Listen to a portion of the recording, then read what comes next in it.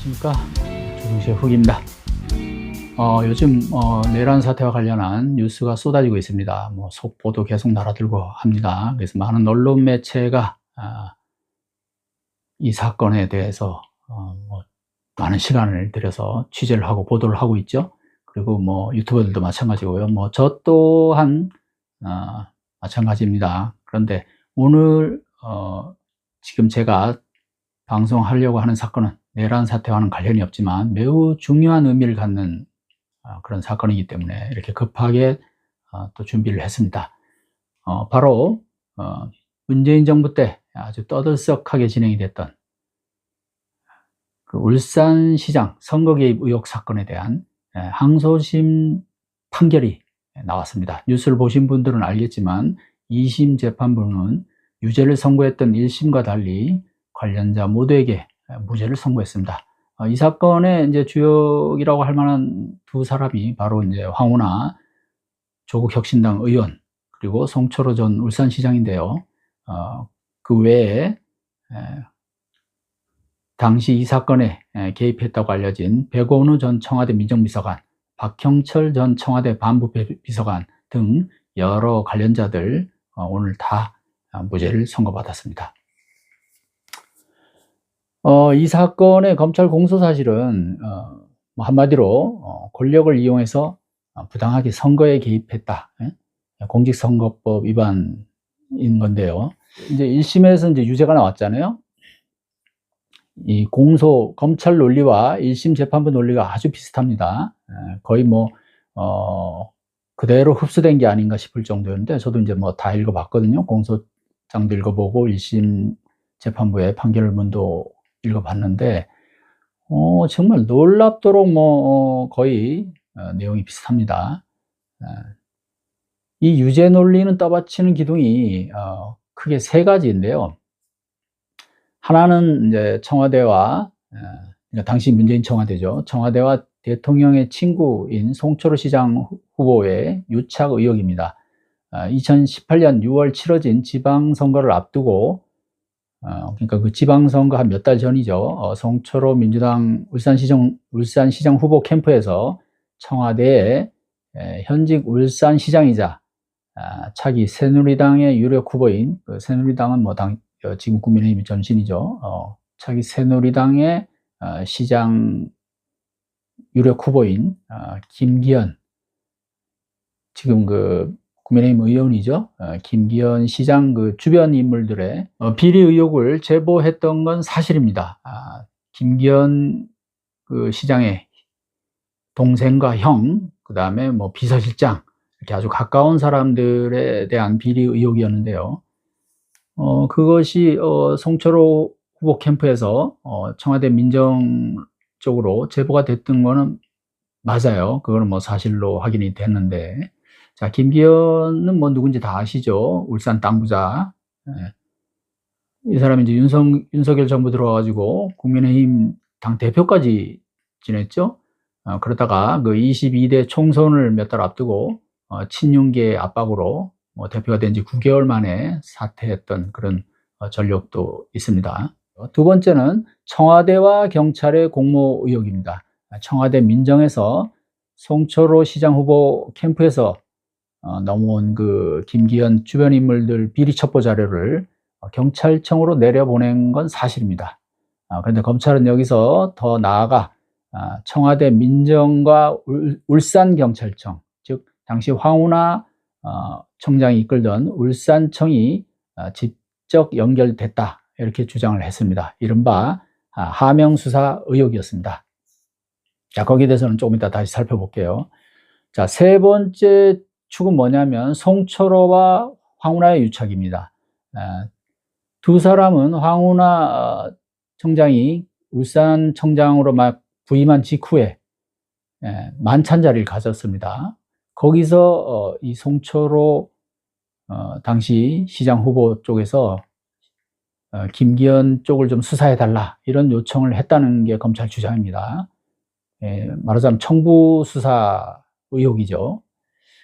언뜻 보면 그럴듯합니다. 왜냐하면 이 사건의 중심 인물인 만약에 그런 어떤 그 권력이 개입해서 경찰 수사까지 이어지고, 그리고 그 경찰 수사의 영향으로 김기현 현직 시장이 2018년 6월에 치러진 지방선거에서 송철호 시장한테 패하는데 어떤 그 영향을 끼쳤다, 경찰 수사가. 그리고 그 경찰 수사가 청와대에서 함양한 것이다. 뭐 이러면 이게 그럴듯해 보이거든요. 무엇보다도 그 송철호 변호사가 문재인 현직 대통령의 오랜 친구 사이라고 알려져 있기 때문에 검찰의 공소 사실은 누가 들어봐도 그럴듯해 보입니다. 그런데 가만히 들여다보면 중대한 허점이 있습니다. 자, 제가 이렇게 비유를 해볼게요. 자, 송철호를 A, 청와대를 B, 황운하를 C로 칩시다. 그러니까 황운하 또는 뭐 울산경찰. 그러면 검찰 논리는 A와 B가 연결되고, 즉 송철호와 청와대가 연결되고, 그 다음에 A와 C가 연결되니, 자, A는 송철호, C는 황운하. 자, 송철호와 청와대가 연결되고, A와 B가. 그 다음에 송철호와 황운하가 연결된다. A와 C가. 그러니 자동으로 A, B, C가 다 연결된다. 즉 송철호, 청와대, 황운하가 셋 다 유기적으로 연결이 돼 있다. 이런 논리를 폈습니다.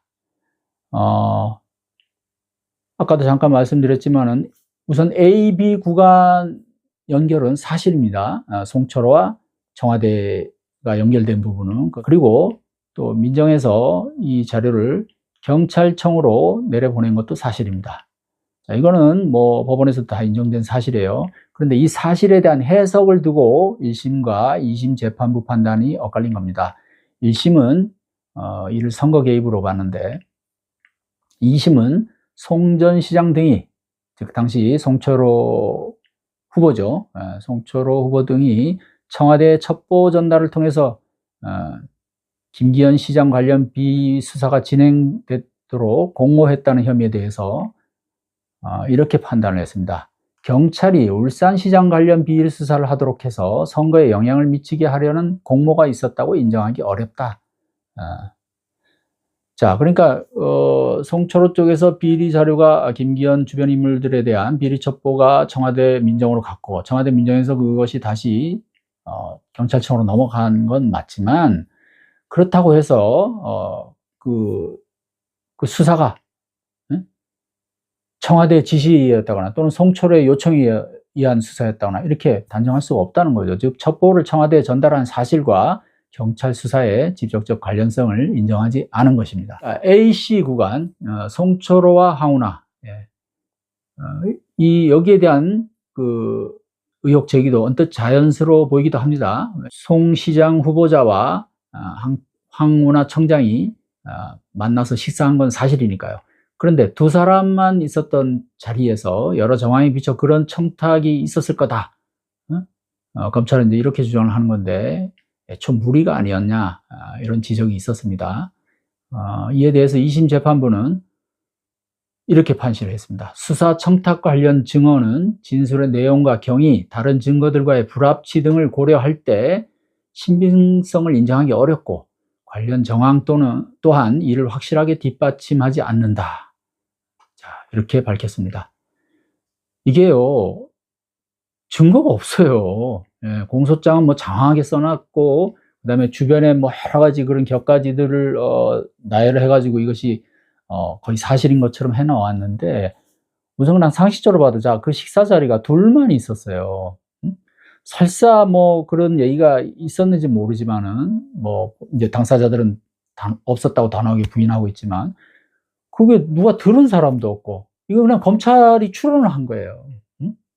분명히 그 이후에 김기현 시장 쪽에 대한 그 울산 경찰의 수사가 진행이 됐으니까 두 사람이 그 전에 만난 걸 보면 그때 송 시장 후보가 시장에 출마하려는 송철호 변호사가 황운하 청장한테 그 청부 수사를 의뢰한 거 아니냐.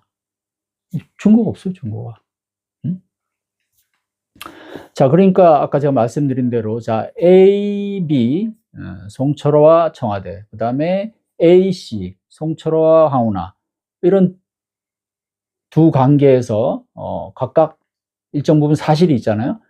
근데 그렇다고 해서 A, B, C, 좀 더 직접적으로 얘기하면 B와 C, 즉 청와대와 울산경찰 또는 청와대 민정과 황운하 청장이 당시 연결이 됐느냐, 청와대에서 직접 지시한 증거가 있느냐, 또는 뭐 양자가 소통한 흔적이 있느냐, 이게 전혀 증거가 안 나왔어요. 검찰이 뭐 열심히 물증을 찾으려고 했는데 못 찾았습니다.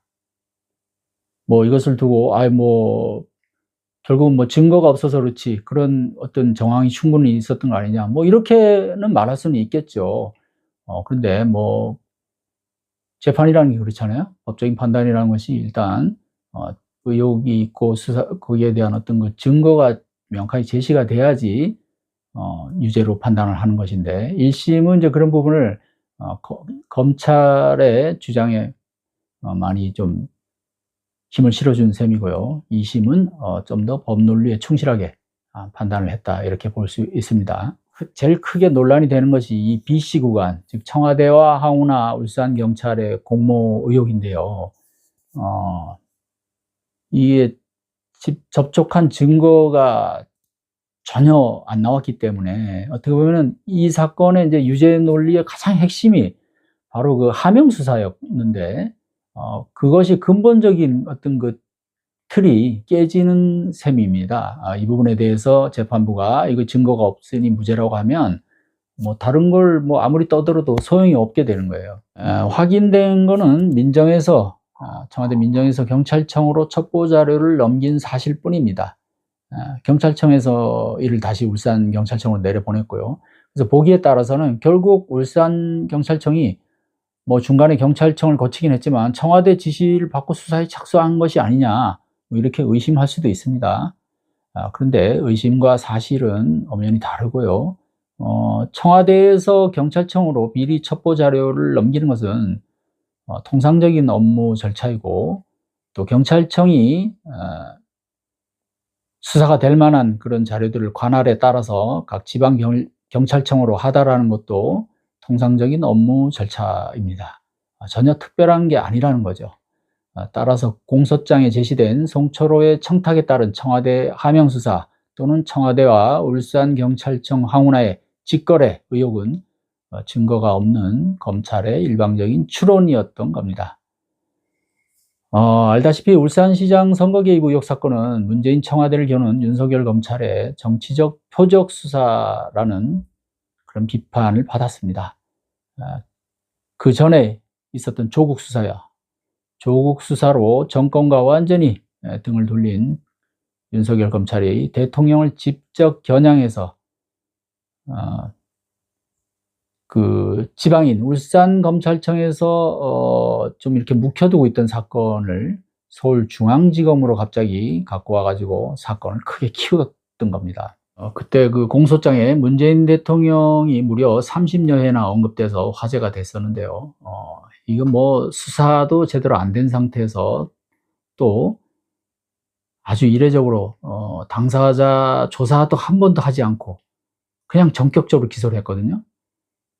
그게 그 시점이 바로 그 추미애 장관이 막 부임을 해서 이제 윤석열 사단에 대한 대대적인 그 인사를 막 그 실시하기 직전이었어요.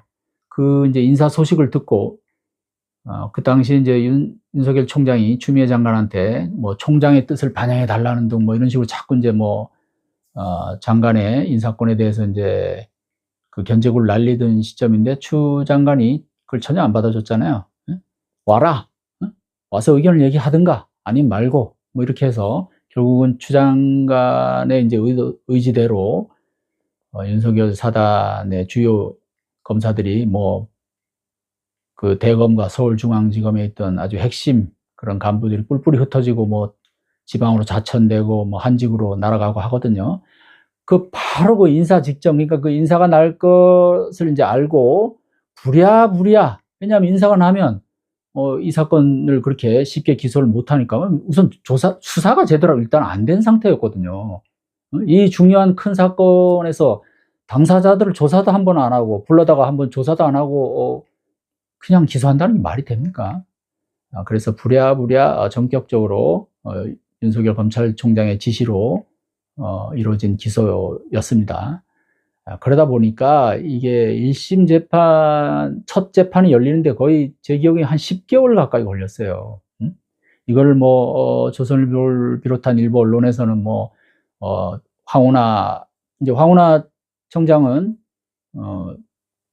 그 이듬해 4월 그 총선에서 국회의원으로 당선되잖아요. 그러니까 울산청장 있다가 대전 경찰청장으로 갔다가 이제 옷을 벗고 민주당 후보로 그 대전에서 나와가지고 의원에 당선이 됐잖아요. 자, 그러다 보니까 일본 언론에서는 황운하 쪽과 송철호 쪽에서 계속해서 재판을 지연시킨다. 황운하 의원에 대한 공격이 거셌죠.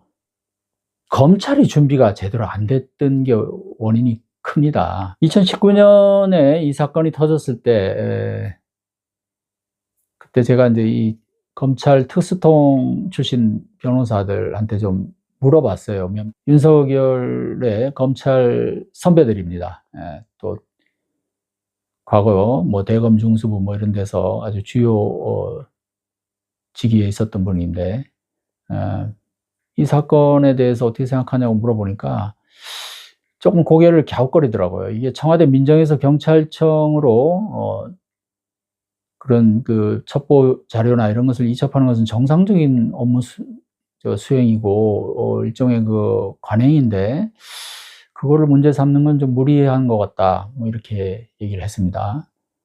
또 다른 특수통 출신의 그 법조인도 사건 내용으로 보면 조국 수사보다 울산 수사가 더 문제가 있어 보인다. 이렇게 얘기를 하더군요. 그러니까 조국 수사는 그분도 다 이제 또 검찰 출신이고 하니까 조국 수사에 대해서는 그래도 그 수사 의도나 수사 배경과는 별개로 수사의 어떤 그 당위성이나 왜냐하면 이제 그때 조국 이제 장관 후보였으니까 어떤 표적 수사다 이런 건 이제 별개 논리고요. 어쨌든 그런 부분이 있지만 이 울산시장 선거 개입 의혹 사건은 수사 논리로도 상당히 좀 취약해 보인다. 이번 판결을 계기로 윤석열 검찰의 과거 정치적 표적 수사, 보복 수사의 진실이 하나둘 밝혀지기를 기대합니다. 조성시 후 오늘 여기서 마치겠습니다. 감사합니다.